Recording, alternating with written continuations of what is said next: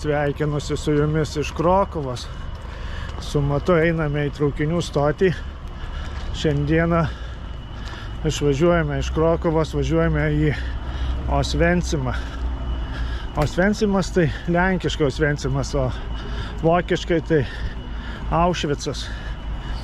Norime aplankyti Aušvico koncentracijos stovyklą. Dabar einame į traukinių stotį. Laukiam traukinio, traukiniai dažnai važiuoja. Kas pusvalandis, kas valandą. Ir važiuosime į tą stovyklą liūdnai pagarsėjusią. Na ir artėjame prie Krokuvos pagrindinės geležinkelio stoties. Pasižiūrėjau antrą mūsų platformą ir va parašyta netgi Osvencim B1010. Traukinys išvažiuoja, lipam, ieškom.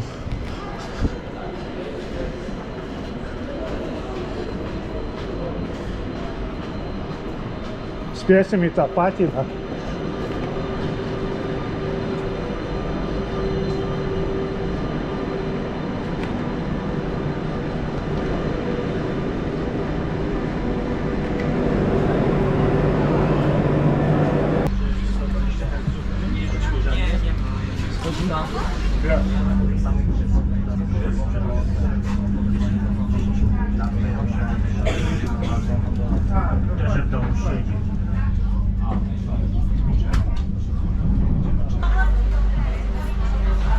Išlipom ir dabar pasakė, kad autobusas mus veš iki Aušvico. Galvau, kad traukinys važiuoja iki pat Aušvico stoties, bet pasirodo, kad ne. Štai va laukia autobusai. Galima čia.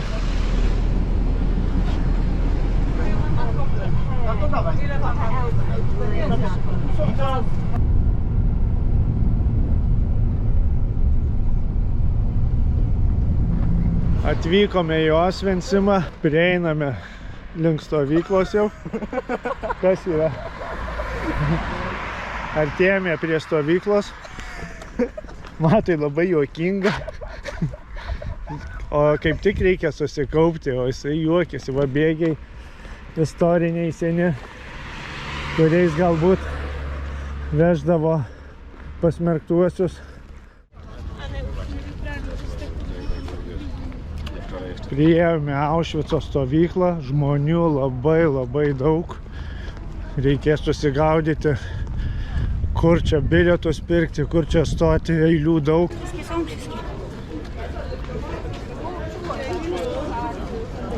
Įvairiom kalbom visi kalba, angliškai, prancūziškai, vokiškai ir dar labai daug kalbų, kurių negaliu atskirti.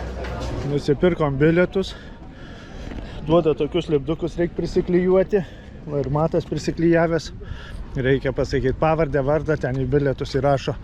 Ir irgi tik su gėdais, čia lygiai tas pats, kaip ir praeitame videoje žiūrėjot, kur druskų kasyklos, tai čia tas pats grupės renka ir tiesiog pagal kalbas, tai pasirinkom lenkų. O Matas, kad ir nežino, šiam papasakos ir žinos, kas čia yra per stovyklas. Apsauga tai kaip oro uoste, netgi reikia per metalo detektorius praeiti. Visur labai stipriai tikrina viską. Filmuoti nebuvo galima. Draudžiama. Ir parašyta prie vartų: darbas išlaisvins. Garsus užrašas. Nieko labiau pasaulyje nėra sarkastiško kaip šis užrašas.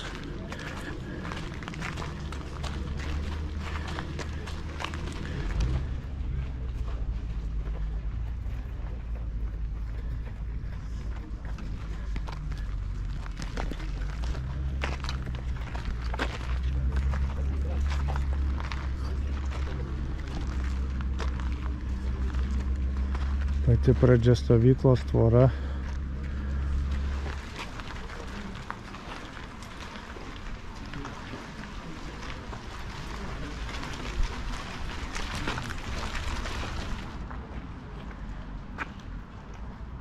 Visas miestelis vien barakų.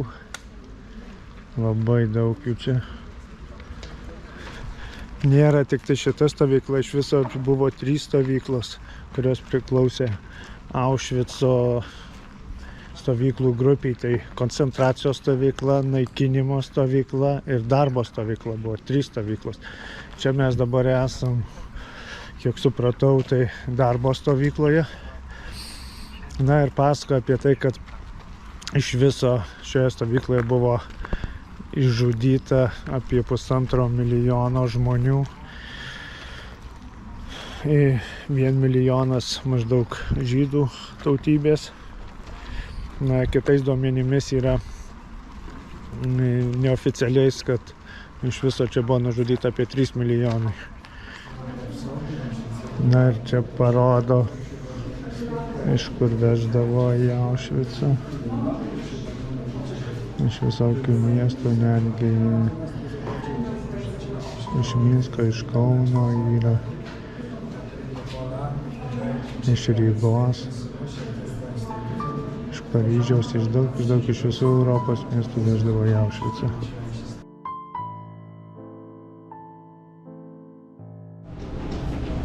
Nuotraukos su mažais vaikais.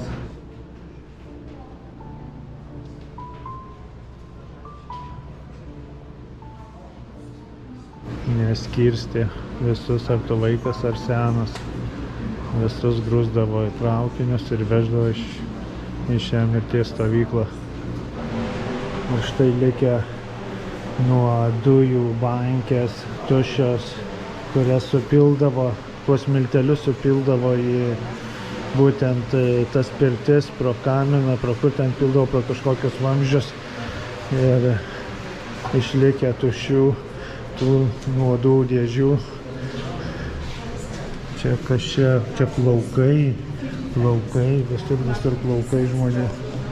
Ir štai čia po šitų stiklų visur. Paėjome žmonių akinius, iš jo nufotografuoti, nufilmuoti, o čia dabar visokie žmonių protezai, kojų protezai.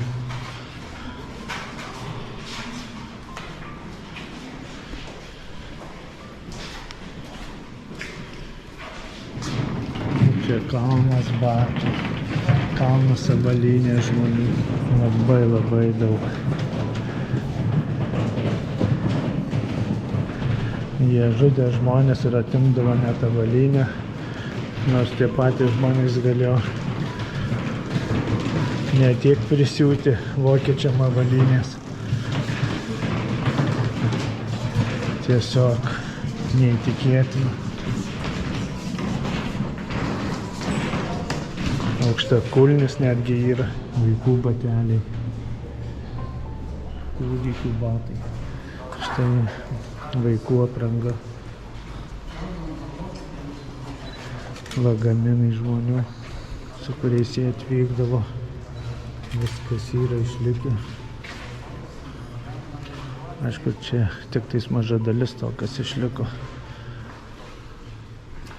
Daug kas būdavo siunčiama Vokietijos Reichui,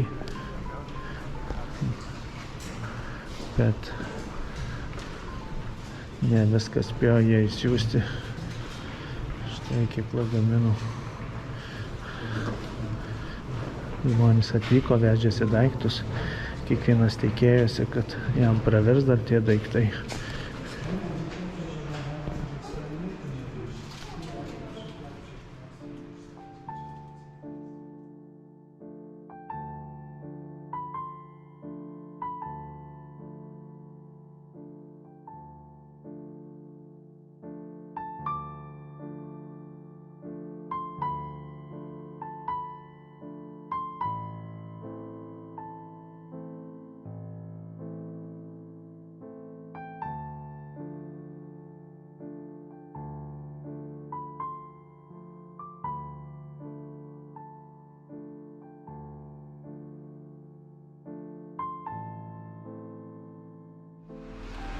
Pasakoju apie daktarą Mengelę, kuris čia dirbo nuo 43 metų buvo labai žiaurus, darydavo eksperimentus su vaikais, ypač jį labai domino identiški dvyniai, įvairius žiaurius eksperimentus. Galima tiesiog pasiskaityti apie tai, nes nenoriu net pasakot tokių žiaurybių, ką jisai darė. Ir kas svarbiausia, jis sugebėjo pabėgti, tas daktaras Mengelė, iš Vokietijos. Kad ir koks jis žiaurus buvo, vis tiek atsiranda žmonių, kurie padeda tokiem žmonėm, ir įsitvirtino kitoje valstybėje, Argentinoje, paskui gyveno Urugvajuje ir mirė 79 metais tik tais Brazilijoje. Taip jo ir nepagavo gyvo.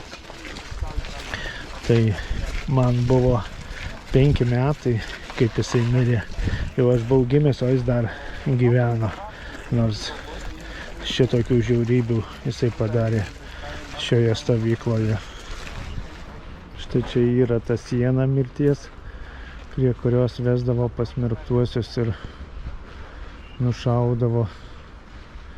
Labai daug žmonių šitoje vietoje yra nužudyta.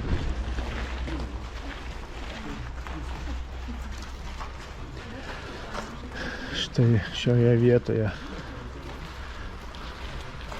Čia tiesiog atvesdavo prie sienos nuogus išrengtus ir nušaudavo. Čia kartuvės dar būdavo, o ten toliau tiesiog sumesdavo kūnus.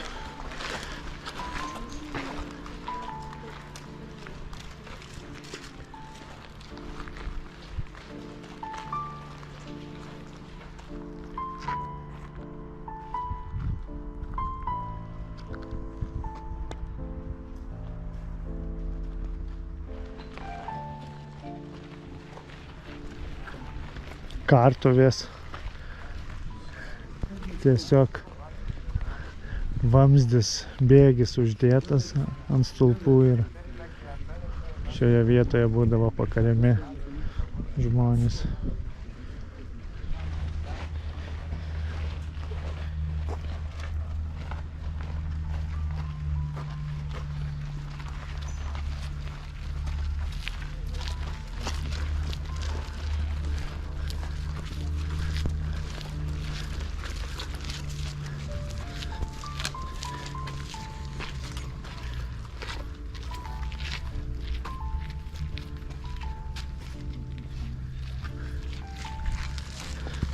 Štai čia priėjome administracinį pastatą.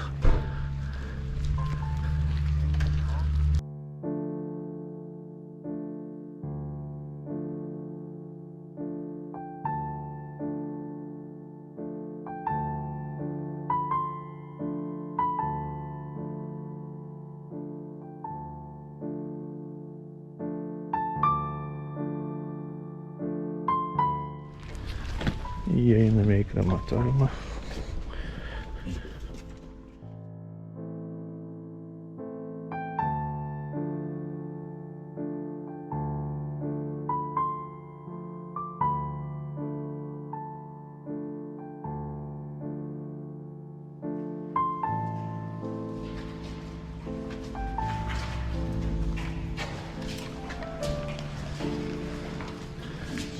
O Dieve, čia tikri krematoriumai, kur žmonės sudegindavo. Labai storas metalas yra šitų krematoriumo durų.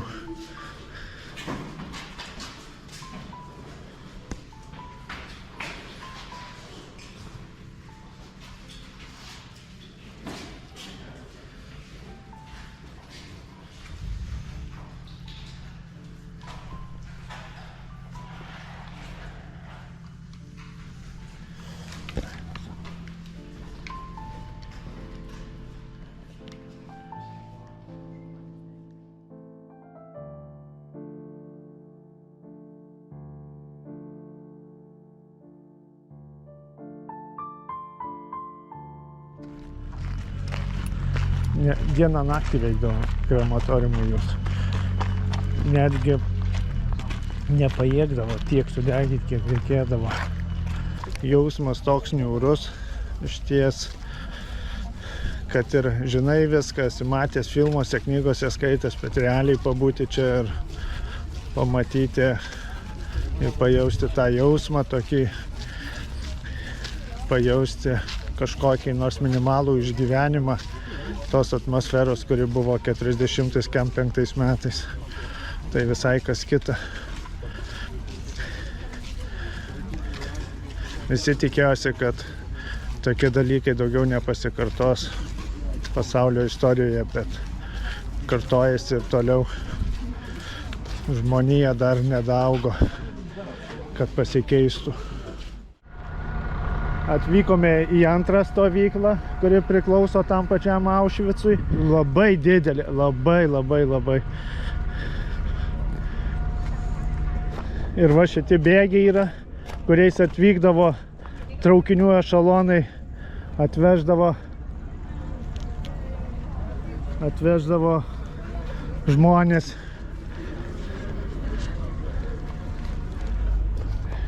Rašoma, kad vienu metu čia pastoviai kalėdavo apie 250 000 žmonių. Tai reiškia, kad toks kiekis žmonių, kaip yra, tarkim, Klaipėdoje, ar net daugiau šiek tiek. Vienu metu tokioj stovykloj. Na ir štai čia eina geležinkelis ir ten ta platforma, kur atveždavo žmonės ir skirstydavo, kurie iškart į mirtį, kurie dar likdavo čia dirbti.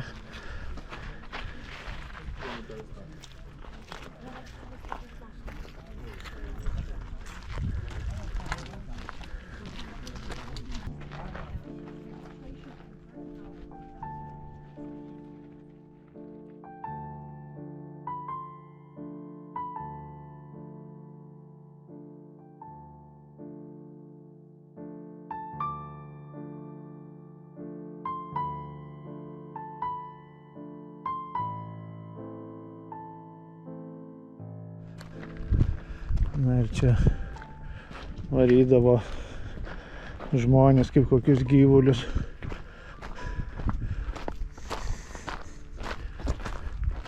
Per šiuos vartus.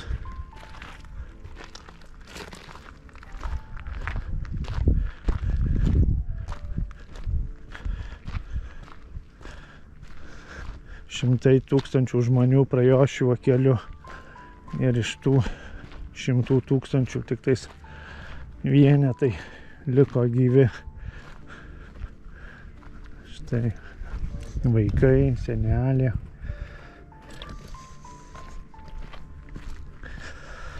Ir barakų liekanos.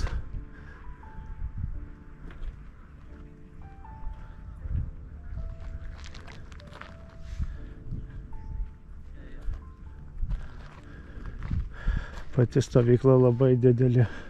Štai ten dar daugiau yra kompleksų, pastatų. Barakai buvo mediniai, todėl jie neišliko. Tik pamatai išlikę ir kaip kur kaminai. Bet jų čia buvo šimtai tų barakų buvo. Todėl ir žmonių čia laikė 250 000. Matas labai pavargo. Šiandien karšta, 34 laipsniai karščio.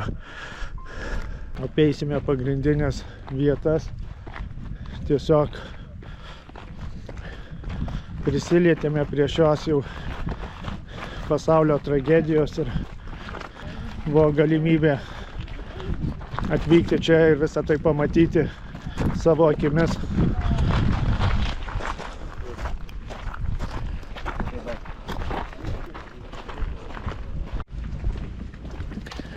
Įeisime į vieną iš barakų. Labai tamsu, panašu, kad čia vis dėlto šiuose barakuose kaliniai buvo. Štai būdavo ir papačia sugulė, būdavo čia, dar viršui. Ant vienos tokios lovos suguldavo ir kaip silkės žmonės ligoti, užsikrėtę utėlėm viskuo, higienos jokios nebuvo, štai krosnelė tokia buvo pasišildyti.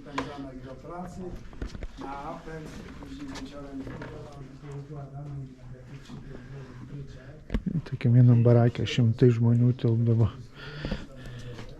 Vieni apačioje būdavo, kiti per vidurį, dar kiti viršuje. Tai visiems vietos neužtekdavo. Štai jau lentos supuvę. Matomai autentiškos išlikę dar nuo tų laikų.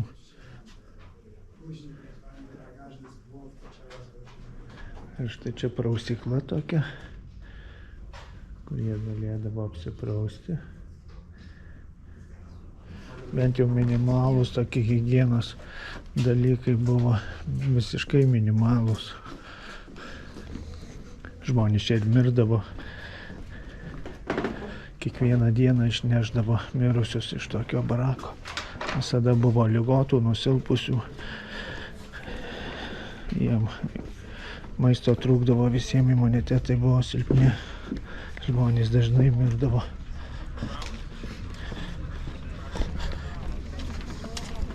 Na štai baigėsi ekskursija po Aušvicą.